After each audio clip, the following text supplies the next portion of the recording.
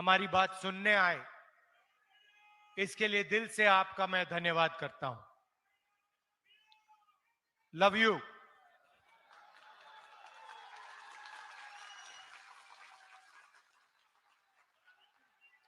जो आज देश में लड़ाई चल रही है, वो दो विचारधाराओं के बीच में चल रही है।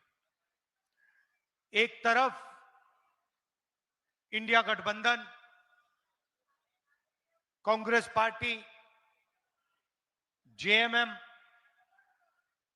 बाकी पार्टियां, और दूसरी तरफ बीजेपी, आरएसएस और उनके साथ जो लोग खड़े हैं।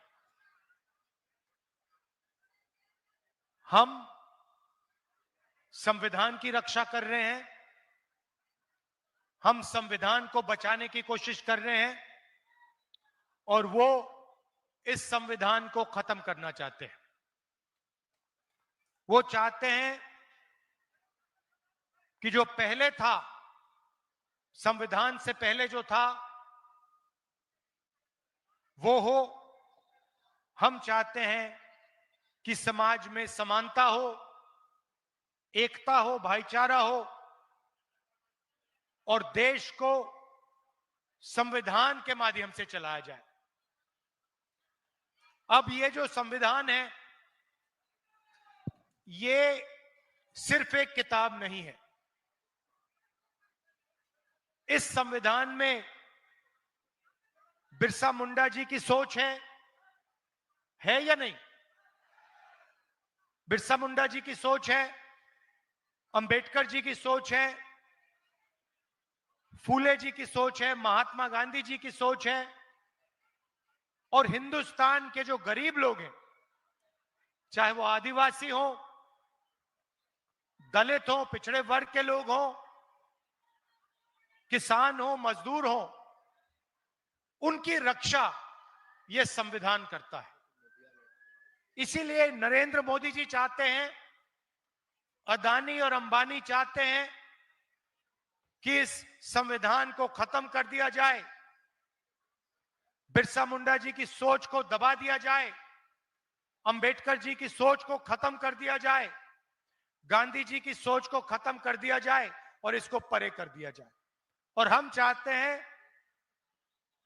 कि ये सामने रहे, इसी के माध्यम से देश चले। भाइयों और बहनों,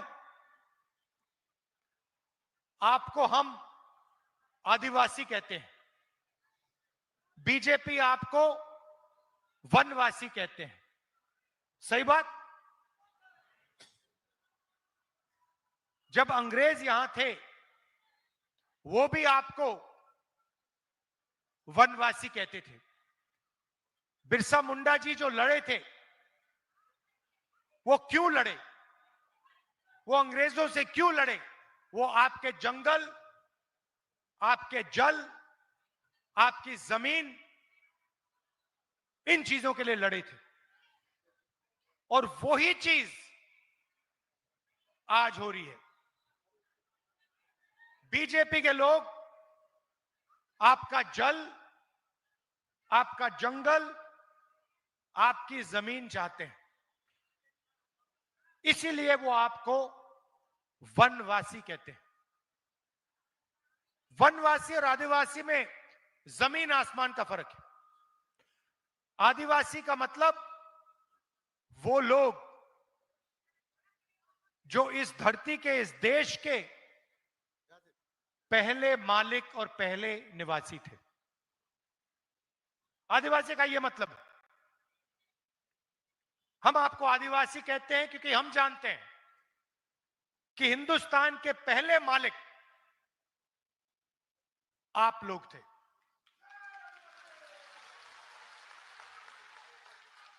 और अगर हम आपको आदिवासी कहते हैं, तो फिर जल, जमीन, जंगल का फायदा हिंदुस्तान के पहले मालिकों को मिलना चाहिए। जल, जमीन, जंगल का अधिकार आपका होना चाहिए। आदिवासी शब्द का यह मतलब। अब इन्होंने नया शब्द निकाला जो पहले अंग्रेज इस्तेमाल करते थे, वनवासी। वनवासी का मतलब आप जंगल में रहते हो।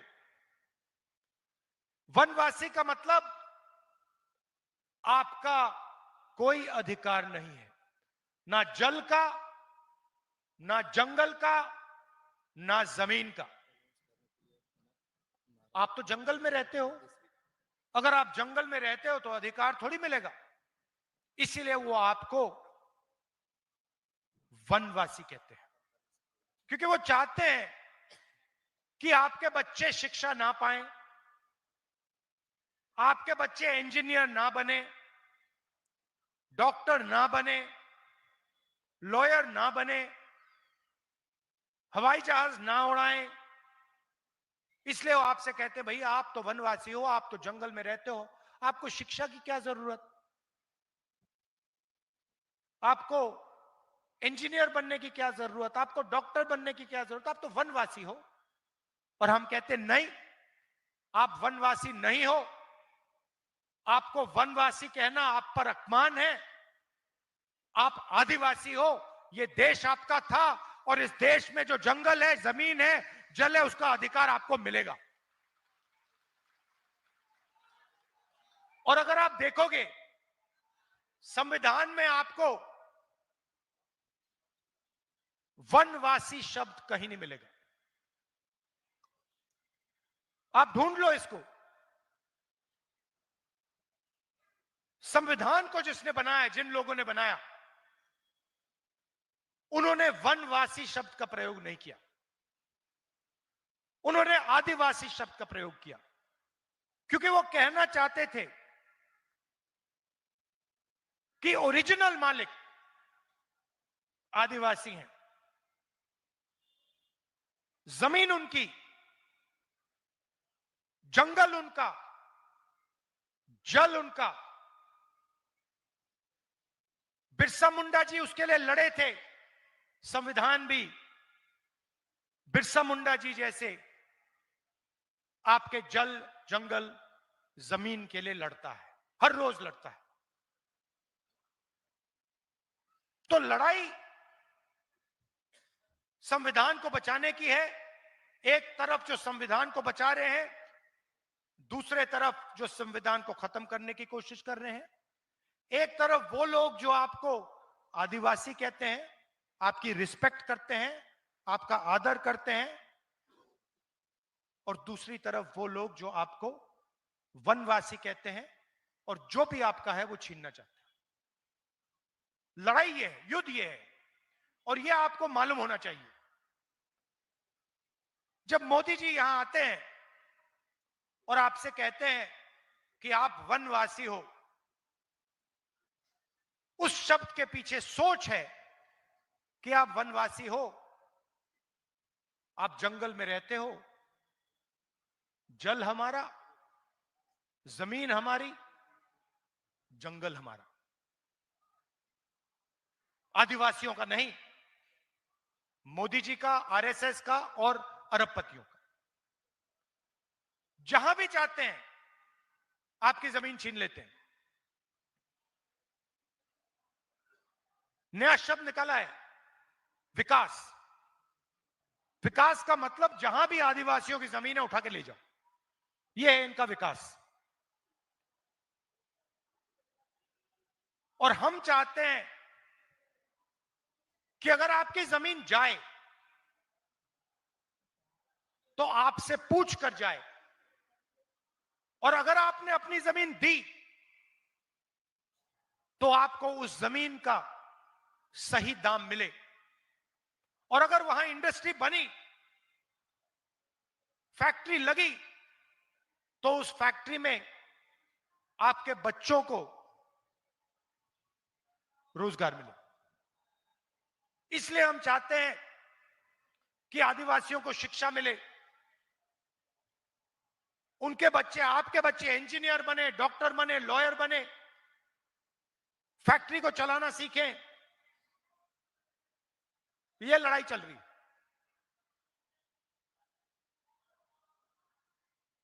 आप देखिए, इस देश में तकरीबन 8% आदिवासी हैं, 15% दलित हैं और तकरीबन 50% ओबीसी है, और उसमें आप 15% माइनॉरिटी जोड़ दीजिए।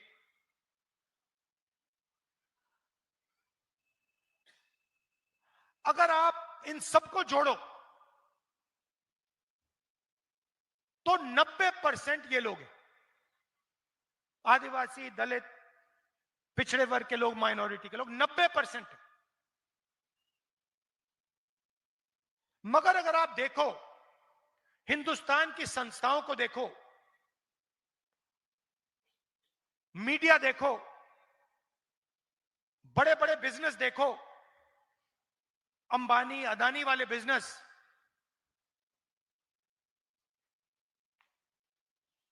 जुडिशियल सिस्टम देखो, कोर्ट कचहरियां देखो, आपको 90% में से कोई इनके अंदर नहीं दिखेगा। हिंदुस्तान की सरकार को 90 लोग चलाते हैं, आईएएस के लोग हैं, बजट को ये बांटते हैं। हर साल आपके जेब में से जीएसटी निकलती है, आप पेट्रोल खरीदते हो, कपड़े खरीदते हो, जूते खरीदते हो, टैक्स भरते हो, आपके जेब में से टैक्स निकलता है। वो टैक्स सरकार के पास जाता है और फिर हर साल बजट में वो खर्च होता है। अब मैंने पता लगाया कि टैक्स आप भर रहे हो, 90% टैक्स देता है। जितना टैक्स आप देते हो, जितनी जीएसटी आप देते हो, उतनी ही जीएसटी अदानी देता है। अगर आप शर्ट खरीदोगे, जितनी जीएसटी आप दोगे उतनी अदानी देगा। अगर आप 1 लीटर पेट्रोल खरीदोगे, जितनी जीएसटी आप देते हो उतनी वो देगा। जितना टैक्स आप देते हो उतना वो देगा। और मैंने पता लगाया, ये जो बजट है, जो पैसा है देश का, ये कैसे खर्च होता है, ये कौन निर्णय लेता है? 90 अफसर निर्णय लेते हैं। 90 लोग हैं। रेलवे बजट में पैसा कितना खर्च होगा, कहां खर्च होगा, ट्रेन कहां लगेगी, ये 90 लोग निर्णय लेते हैं। हाईवे कहां बनेगी, रोड कहां बनेगी, कैसी बनेगी, ये निर्णय लेते हैं। सेना को कितना पैसा मिलेगा, ये निर्णय लेते हैं। शिक्षा में कितना पैसा जाएगा, ये निर्णय लेते हैं। आदिवासी स्कूल कितने बनेंगे, दलित स्कूल कितने बनेंगे, निर्णय ये लेते हैं। कर्जा माफ होगा, निर्णय ये लेते हैं। डिसीजन इनका। 90 में से आदिवासियों की आबादी हिंदुस्तान में 8%, 90 में से एक अफसर आदिवासी वर्ग का है, एक अफसर, और उसको भी पीछे बैठा रखा है कोने में।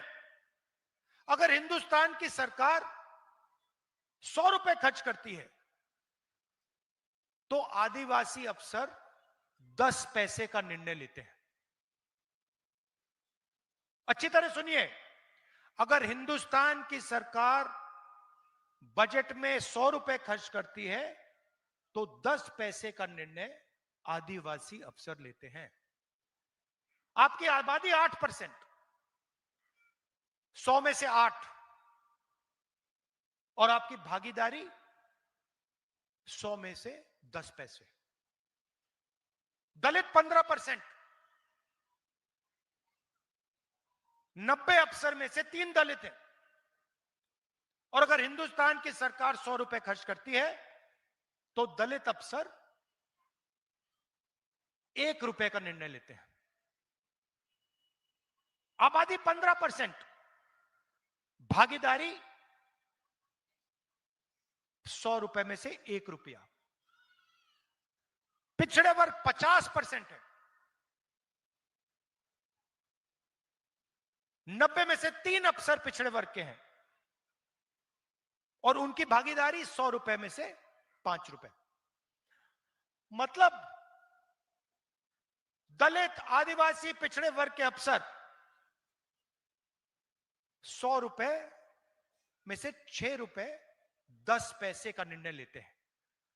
आपकी आबादी 90% भागीदारी 100 रुपए में से 6 रुपए।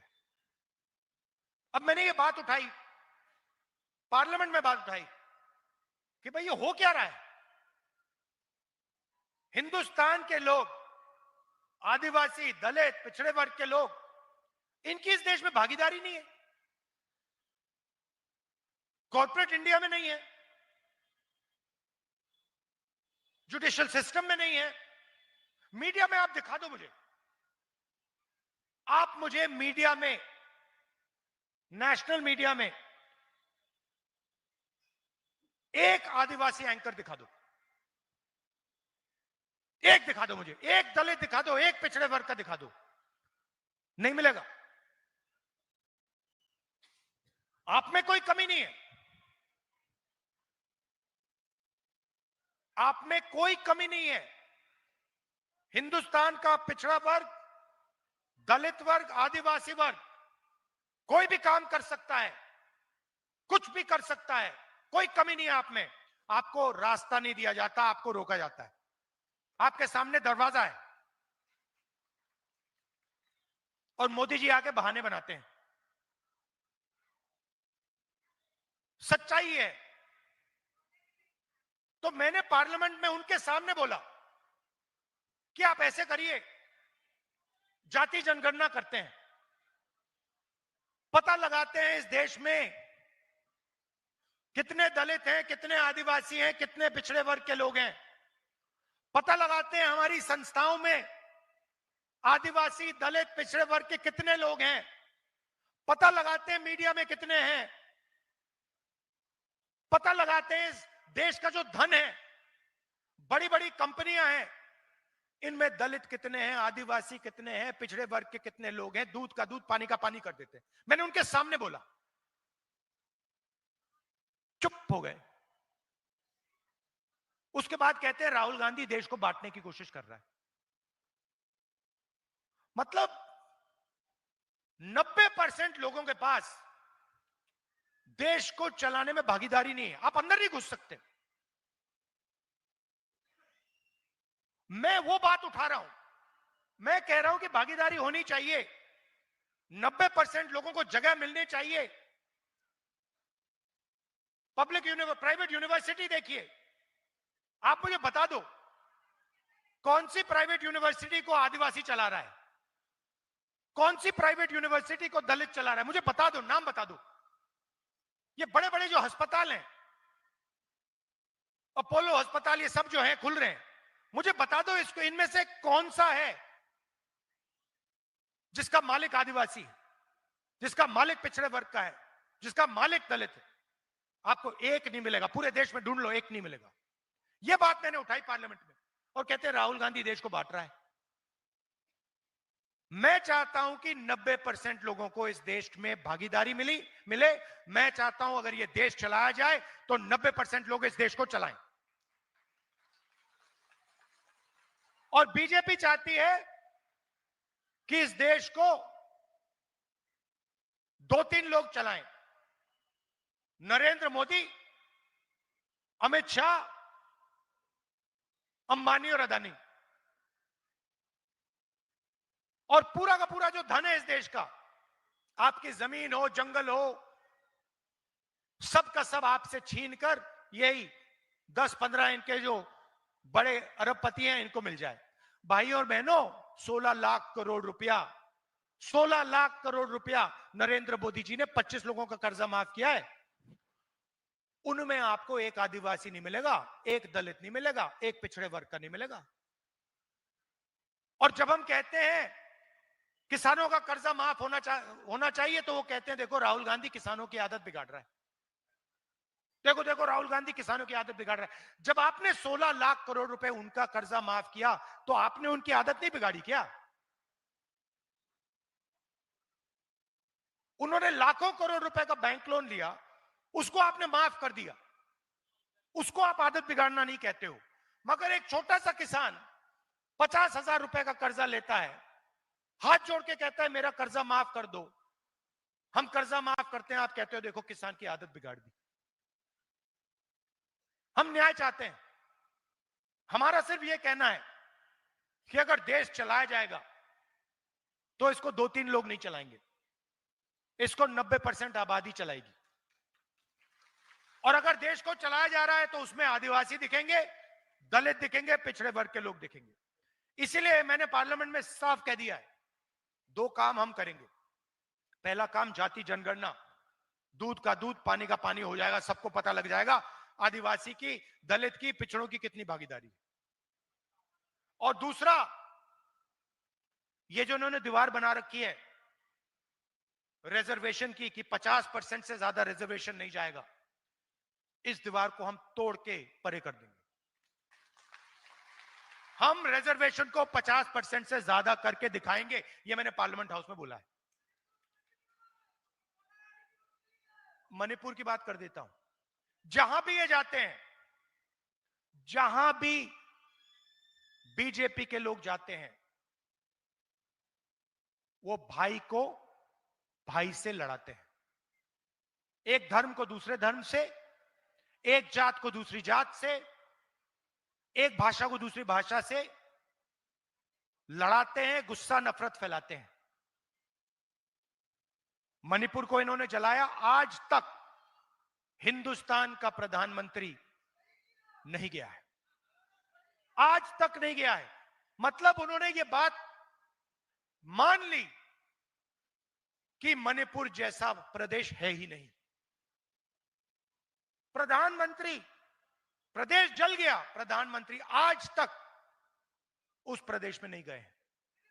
और प्रदेश को जलाने का काम बीजेपी के विचारधारा ने किया है। इसलिए मैंने कहा, कन्याकुमारी से कश्मीर में चला, कांग्रेस पार्टी के हजारों लोग चले 4000 किलोमीटर, और रास्ते में हमने कहा नफरत के बाजार में मोहब्बत की दुकान खोलेंगे।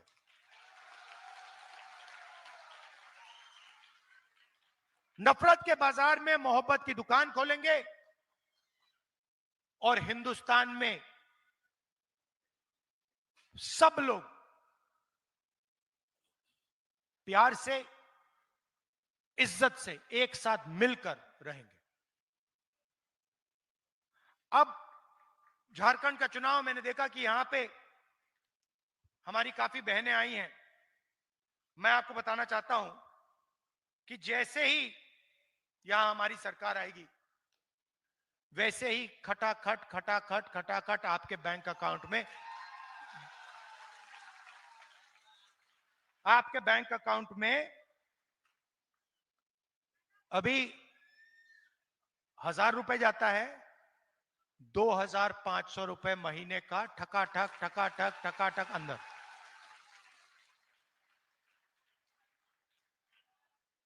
जो एससी एसटी ओबीसी का रिजर्वेशन है उसको हम बढ़ाएंगे। एसटी का 26% से 28%, एसटी का 26% से 28%, एससी का 10% से 12% और ओबीसी का 14% से 27%। हर परिवार को स्वास्थ्य बीमा में 15 लाख रुपए का कवर मिलेगा। अगर आप बीमार होगे, ऑपरेशन करने की जरूरत होगी, आप अस्पताल में जाओगे और 15 लाख रुपए का इलाज आपको मुफ्त में मिलेगा। किसानों को 3200 रुपए प्रति क्विंटल एमएसपी धान के लिए हमारी सरकार देने जा रही है।